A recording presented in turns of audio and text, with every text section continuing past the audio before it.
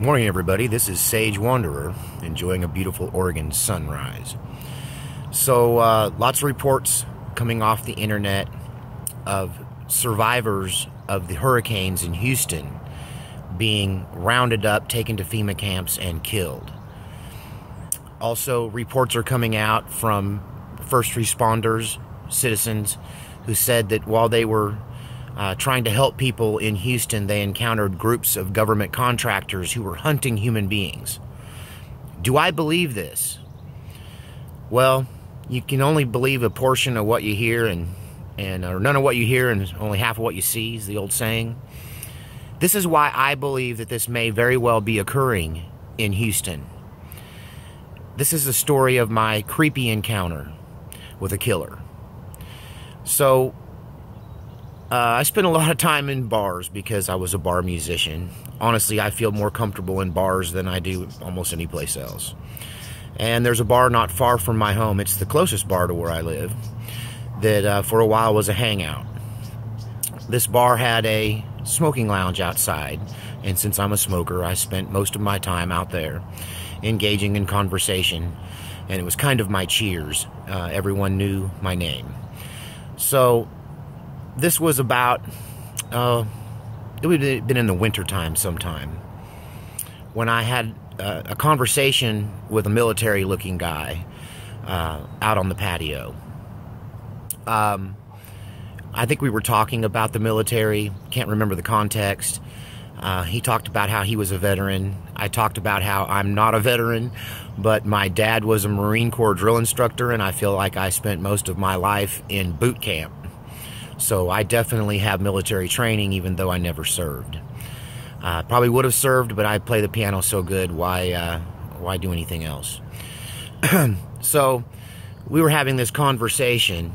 During the conversation, it came up that I was part of a relief operation for Hurricane Katrina in New Orleans. I was living in Dallas, Texas at the time. And when it occurred and I saw that the government was doing nothing, I launched into action in conjunction with the church that I was associated with.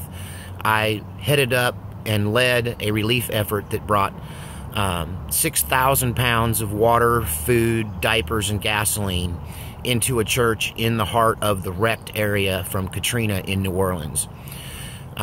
We utilized a local guide who had escaped the carnage and had led us back in because the National Guard had encircled the area that was affected by Katrina, and they were not allowing anyone in. But this individual knew of a particular gate that was only manned during the day. So we loaded up about 6 trucks with flatbed trailers, and I was the head of the security detail. I was one of 2 men on the group that were actually armed. I had a Texas concealed handgun license that was good in the state of Louisiana. So we left in the evening and we arrived before sunrise, slipped past the government barricade and delivered the product, the relief goods, to the church, and then helped them distribute them amongst the people. And we had to walk across catwalks created out of 2x6s, and to get across the floodwaters, running from rooftop to rooftop with backpacks full of food and water and goods to deliver to these people that were still trapped on the roof. This individual then told me his story of Katrina, that he was also there during Katrina. Now, this guy said he was a former Marine and a military contractor for Blackwater. Why did I believe his bar talk? There's something my dad used to refer to as the Mark of Cain. Being my age, I grew up with the Greatest Generation. Many of those men were multiple murderers. Well, if you count murder as being, they killed in war. So you can't really call them murderers, but they did kill. They were killers.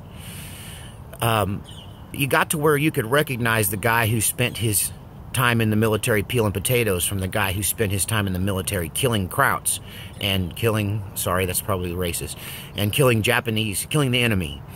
These men had a look in their eye. The 1,000-yard stare is often referred to. These individuals, once you got to learn to recognize them, you learned that no matter if they seemed like a fatherly individual or a grandfather or a gentle man. There was something in their eye that let you know that they had taken human life on multiple occasions. This individual I talked to had the 1,000-yard stare, although he was from my generation. This man said he'd served in Iraq and Afghanistan, and I believed him. He said he was part of a group that went into the Katrina disaster area, and that it was their mission to kill people. This man told me this. It was just me and him out on the patio late at night over a stiff drink. He told me how it was their job to go and get rid of the undesirables, that they were hired by the United States government to do the dirty work that the military couldn't do, that it was their job to thin the herd, to take advantage of this cover of this disaster, to go in and kill the undesirables. Because so many people were killed, because so many bodies were everywhere, no investigations were done. They're not done. Investigations aren't done. They just assumed that the people died from the effects of the disaster. So he talked about how they killed the undesirables, and so I asked him, who are the undesirables? And he said homeless people, mentally ill people,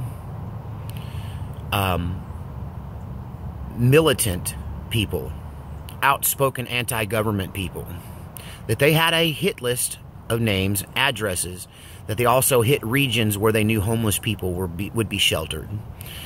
And it was their job to clean up the streets and to do the dirty work that the government wasn't willing to do for themselves. Creepy encounter. I believed him. I do not think he was full of crap. Living my whole life in bars, I've learned to tell who's full of crap and who's not. This guy was not full of crap. This guy killed people. He did it for money. He was a mercenary. And this is what's happening, I believe, in Houston. I'm going to include in my liked video section, I don't like every video, only videos that are, clearly have to do with something I'm talking about. So right under this video will be a liked video of an individual who's part of the militia in Missouri who went down to Texas and to Houston to help the people of Texas. And his story tells you about encountering these groups of human hunters. And he also alludes to the fact that the homeless were being captured by FEMA and then somehow done away with. So believe what you want to believe. Look into it if you feel like you need to. Take my word for it. This happened during Katrina, and it doesn't surprise me that it's happening right now in Houston. All right. Peace out. God bless the Republic.